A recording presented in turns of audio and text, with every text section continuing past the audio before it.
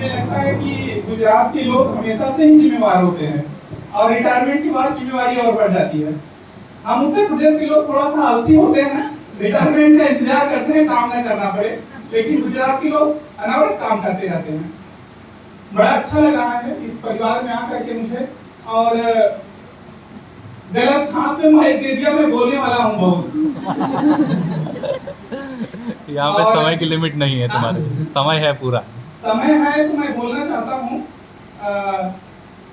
थोड़ा सा मुझे खेद है कि मैं लेट से आया, लंबी यात्रा की, मैं लेट हुआ, लेकिन अच्छा ये इस बात का लग रहा है कि आपके बीच में कोई रिटायर हो रहा, आप इतने उत्सुकता के साथ यहाँ उपस्थित हैं, मुझे देख के अति प्रसन्नता हो रही है। इसलिए हम चाहते हैं कि एक कर्तव्य, मतलब आप एक क्लैपिंग अपने लिए कर लीजिए।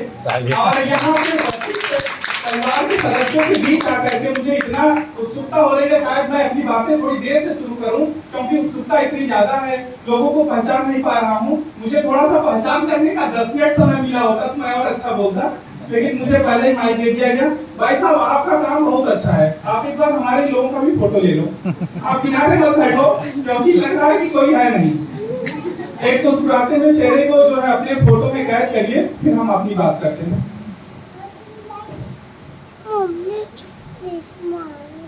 प्रिय भाइयों, मैं डॉक्टर कौशल त्रिपाठी साइंटिस्ट हूँ जबलपुर में, और मेरे कलीग सहोदर नहीं है, एक ही माँ के पुत्र नहीं है, लेकिन भाई जैसे हैं हमारे डॉक्टर राठौर दिग्विजय जी।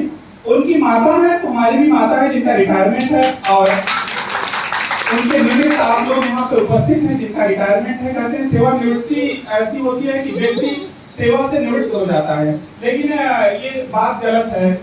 रिटायरमेंट सेवानिवृत्ति नहीं, सेवावृत्ति हो जाती है। आपको काम बहुत कुछ करने को मिलता है कि आप अपने परिवार के लिए काम कर पाते हैं। शायद सरकारी जिम्मेदारियां बहुत ज्यादा हो जाती है, व्यक्ति अपने परिवार में नहीं जा पाता, अपने घर नहीं जा पाता। कई बार हम लोग दूर हैं, अपने माता पिता को बुलाते हैं कि एक बार आ जाओ, तो कहते हैं कि छुट्टी नहीं है, रिटायरमेंट होने के बाद आएंगे। तो एक मौका है जिसमें हम लोग एक बार या पुनः यहाँ से कहना चाहेंगे कि आप रिटायरमेंट बाद कुछ दिन तो जबलपुर में गुजारिए। और सबसे बड़ी बात ये कि कहते हैं रिटायरमेंट के बाद में एक आम के पौधे का उदाहरण देकर के अपनी बात को और भी जोड़ना चाहता हूँ।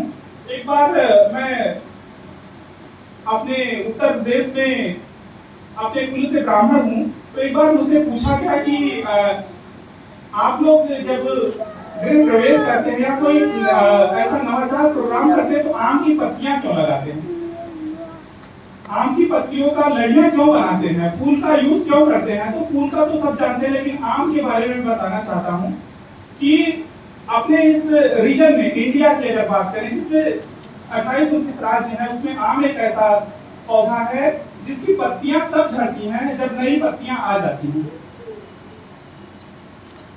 इसका मतलब ये होता है कि हम जब अपने गृह में प्रवेश करते हैं या कहीं अच्छा कार्य करते हैं, तो हम यह चाहते हैं कि हमारी पीढ़ी है, जो हम हैं, हम अपने बच्चों को उतना ही सफल देख पाए और उतना ही आगे बढ़ता देख पाए जितना हम किए हुए हैं। तो इसलिए आम की पत्तियां तब झड़ती हैं जब उसकी नई कोपलें आ जाती हैं। तो रिटायरमेंट के बाद सबसे बड़ी उपलब्धि ये है कि माता जी के सभी पुत्र अपने अपने स्थान पे हैं और आज इस सभा में उपस्थित हैं। ये आपके लिए बहुत बड़े गौरव का विषय है। और यह मैं कहता हूँ कि अगर दिशा दिखानी हो, अगर अपने समाज को दिशा दिखानी है, तो हम क्या कहते हैं कि कोई व्यक्ति ऐसा अपने बीच का आइडियल हो जो हमारे बीच को उसको दिशा दिखा जा सके।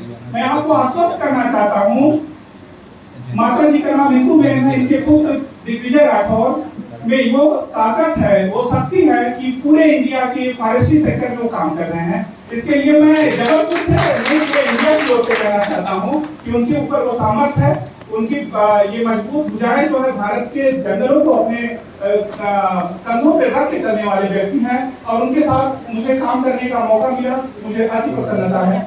इनके बड़े भाई भी हैं और उनसे भी मेरी मुलाकात हुई है, बहन से भी मुलाकात हुई है, पारिवारिक संबंध है। हम इतने दूर से परिवार के रूप में जुड़ गए, तो हमें लगता है हमारे लिए बहुत बड़े सौभाग्य का विषय है। मैं अपनी बात को बहुत ज्यादा नहीं कहूंगा, मैं आपके साथ हूँ, बीच में अगर मौका मिला तो मैं जरूर बात करूंगा और आप सबके साथ मिलकर आज का पूरा दिन बिताऊंगा। ये मेरे लिए बड़ा सौभाग्य का विषय होगा। इसी के साथ मैं अपनी वाणी को विराम दूंगा। धन्यवाद। जय हिंद।